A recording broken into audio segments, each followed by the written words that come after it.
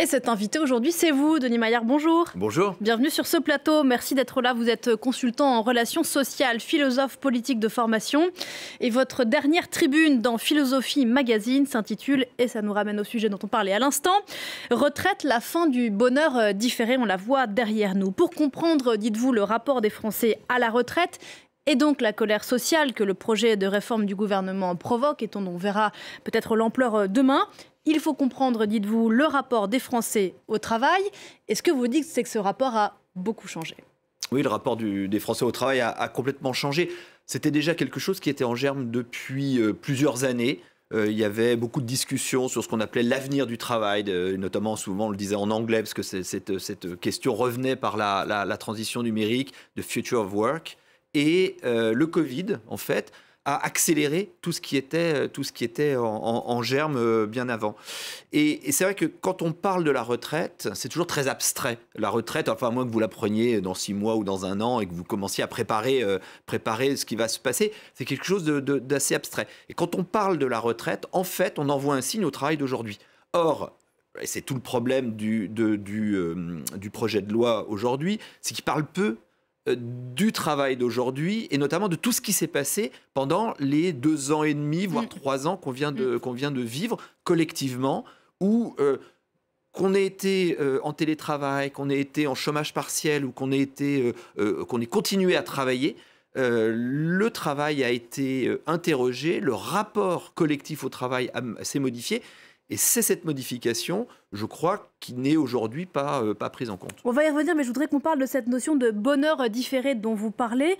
C'est, dites-vous, une approche plutôt chrétienne du travail, qui voudrait dire on souffre aujourd'hui, on ne compte pas ses heures pour, à la fin, atteindre le royaume des cieux, c'est-à-dire la retraite. Sauf que vous dites cette grille de lecture est complètement dépassée. Le bonheur, maintenant, ça doit être aujourd'hui, tout de suite. Alors l'expression bonheur différé, on la doit à un historien des 30 Glorieuses et 60, qui s'appelle Jean-François Sirinelli.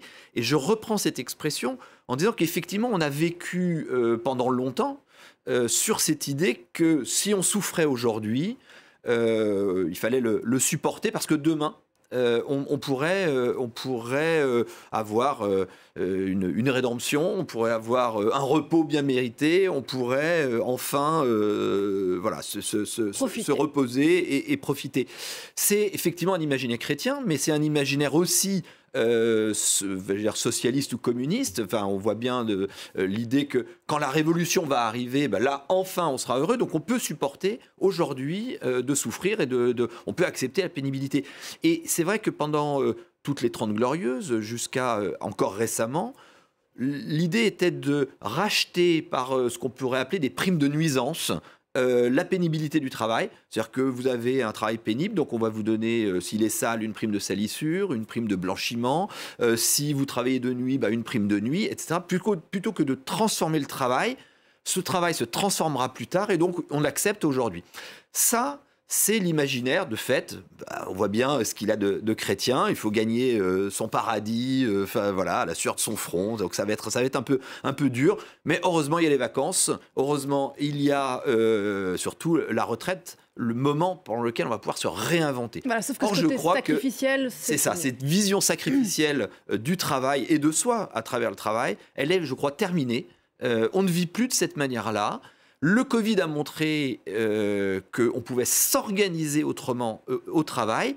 Et je crois que ce que veulent aujourd'hui la majorité des gens qui travaillent, et notamment des gens qui vont manifester demain, c'est une autre manière de s'organiser au travail. Et ce n'est pas de l'utopie. Et ce n'est pas de l'utopie dans le sens où on en a fait l'expérience pendant 3 ans. Mais ça, effectivement, redistribue les cartes sur le rapport au travail et l'importance qu'a le travail dans la vie des gens. On va citer un chiffre qui est au sein d'une étude très intéressante de la Fondation Jean Jaurès qui s'appelle « Je t'aime, moi non plus, les ambivalences du nouveau rapport au travail ». En 30 ans, c'est-à-dire qu'entre 1990 et 2021, la part des Français pour lesquels le travail est très important, le très important dans l'expression, est passée de 60% à 24%. Oui, c'est ça. On voit bien que cette définition d'un sacrifice de soi et d'une priorité. Où on mise tout sur le travail, le travail qu'on fait pour finalement trouver un contentement plus tard.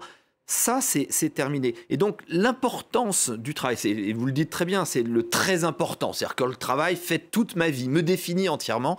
Ça, on voit un immense recul. Alors, les chiffres disent aussi que le travail pour les Français reste important. C'est quelque chose qui est important, mais je crois que c'est l'organisation, c'est la manière de le faire, c'est le sens qu'on lui accorde, c'est la valeur qu'on lui donne. Ça, c'est ça qui est en train de changer. Et pour préciser ces chiffres, ce qui est intéressant et ce qui dit beaucoup aussi, c'est que ces chiffres sont à peu près les mêmes en fonction des âges et en fonction du statut social qu'accorde précisément le voilà, poste. Ça traverse toute la société. Alors souvent on dit les jeunes ont un autre rapport au travail. Ouais, ça c'est plutôt contre-intuitif de penser qu'en fait les jeunes se retrouvent là, la proportion exactement. est la même. Je crois que l'expérience de travail, peu importe l'âge, elle est identique. Et l'idée que l'on sacrifie tout au travail, je crois que cette idée-là est une idée à la fois fausse et datée. Et du coup, il est intéressant d'essayer d'expliquer pourquoi ce rapport est changé à ce point. Vous l'avez dit, il y a eu très conjoncturellement la crise sanitaire qui a modifié notre rapport au travail et aux travailleurs, quoique on a oublié aujourd'hui ce qu'on applaudissait hier. Mais bref, et sur le temps plus long, là encore pour revenir à cette étude de la Fondation Jean Jaurès, ils évoquent plusieurs pistes, notamment un individualisme plus poussé, écrivent-ils, et puis une espèce de défiance à la chose, disons, organisationnelle que peut représenter une entreprise, par exemple. Alors, c'est vrai que le rapport à l'entreprise comme étant un lieu dans lequel je vais donner quelque chose, donc mon temps de travail, mon énergie, ma personnalité, ma créativité, etc., en attendant en retour de la protection, du salaire, un développement de carrière. Ça, on voit bien que ce lien-là, il n'est plus tellement évident puisque les entreprises se transforment en permanence et que le chômage et le fait de pouvoir sortir de l'entreprise, de ne plus avoir cette protection-là, on voit bien que ce lien-là, il est transformé. Je crois qu'il y a une autre raison à côté de l'individualisme, c'est ce que j'essaye de pousser un peu dans l'article que vous citiez tout à l'heure, qui est l'imaginaire de la consommation qui nous définit tous, quand bien même on voudrait avoir une autre manière de consommer. Je crois que cet imaginaire de la consommation, elle a un effet également sur le travail. C'est-à-dire que quand on peut s'organiser, quand on peut travailler comme on veut, où on veut et de la manière dont on le souhaite. Oui, ce qui n'est pas le cas de tous les travailleurs, bien sûr. Effectivement, et les travailleurs dits invisibles, donc les personnes indispensables, elles sont toujours dans cette pièce classique du travail. Je dis pièce classique puisque c'est en référence au théâtre, unité de temps, de lieu et d'action. Quand on sort de cette pièce classique, à ce moment-là, je crois qu'on a une autre volonté de travailler qui est de pouvoir s'organiser comme on veut et faire de son travail une expérience fluide, agréable, comme une expérience de consommation. Consommer du travail, ne pas s'ennuyer. Et c'est vrai que derrière toutes ces expressions de bullshit jobs, boulot à la con, ce genre de choses, qu'est-ce qu'il y a derrière? C'est je ne veux surtout pas m'ennuyer. Je veux consommer du travail de manière agréable, fluide et sans avoir d'ennui et de temps mort. Et l'autre question sous-jacente, c'est ce que ça veut dire que collectivement, on travaille moins bien, moins intensément, moins qualitativement? Alors non, c'est ça. Je crois que le travail reste un élément important de l'existence. Je crois que toutes les personnes qui travaillent, on peut le voir partout autour de nous, et je pense que c'est vous aussi, votre expérience, la mienne, c'est quand on fait un travail, on le fait bien. Il y a une conscience professionnelle, il y a un sérieux qui est mis dans le travail. C'est l'organisation, le sens qu'on lui accorde et la place qu'il a dans l'existence, c'est ça qui est bouleversé. C'est pas l'amour du travail bien fait, la volonté de travailler qui est transformée. C'est pour ça que juste avant, il y avait un sujet où le ministre de l'Intérieur disait la valeur. Ce sont des gens qui n'aiment pas le travail, qui n'aiment pas la valeur travail. Bon, ça, c'est la polémique qu'il a avec la gauche. Mais d'une manière générale, je crois que les Français, dans leur immense majorité, ne sont pas dans ce rapport-là au travail. C'est un amour du travail. Mais simplement, c'est la place qu'il a dans l'existence qui doit être transformée.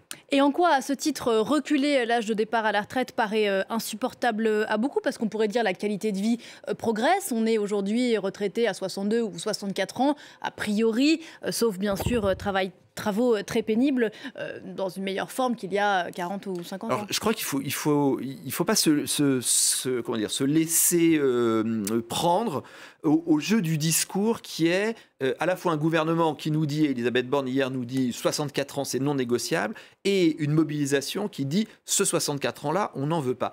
Je crois qu'on a une mobilisation qui est la première mobilisation post-Covid pour solde de tout compte.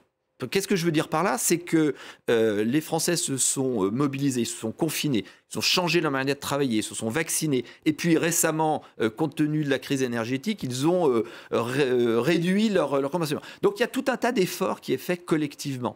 Et ce qu'on nous dit là maintenant, c'est bon, tout ça, on n'en tient pas compte. Ce qu'il faut, c'est travailler plus. Et je crois que les mobilisations, elles sont moins des mobilisations contre que des mobilisations pour faire autrement, travailler autrement. D'autant que on a le sentiment que tout ce qui nous tenait ensemble, les services publics, les transports, l'énergie, etc., tout ça ne fonctionne pas.